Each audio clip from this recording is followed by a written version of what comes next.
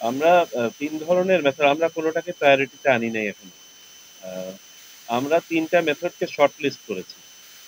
আমাদের বর্তমান যে মেথডটা আছে, আপনাদেরকে সেদিনের ব্রিফিং এ আমি যেমনটা বলেছি যে পোস্টাল ব্যালটটা আমাদের বর্তমানে অকার্যকর।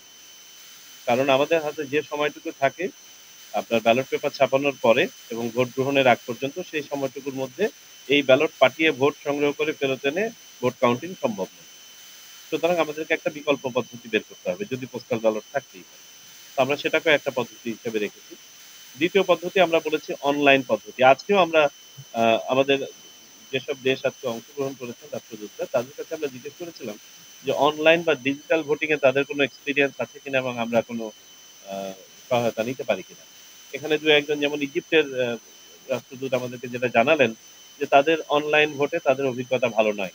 তারা অনলাইন ভোট চালু করে আবার এটা বন্ধ করে দিয়েছেন।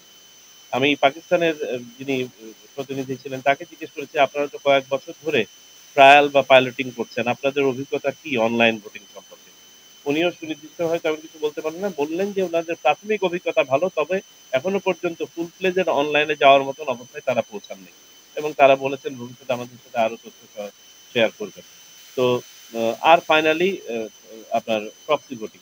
প্রক্সি ভোটিং এর ব্যাপারে আপনাদেরকে বলি, প্রক্সি ভোটিংটা খুব ফরেন কিছু না। যেমনটা বলেছি আমাদের পার্শ্ববর্তী দেশ ভারতের সোলজারদের জন্য আছে। পাশাপাশি ইউভুক্ত কয়েকটা দেশে যেমন ফ্রান্স, বেলজিয়াম এবং নেদারল্যান্ডসে আছে প্রক্সি ভোটিং এর ব্যবস্থা।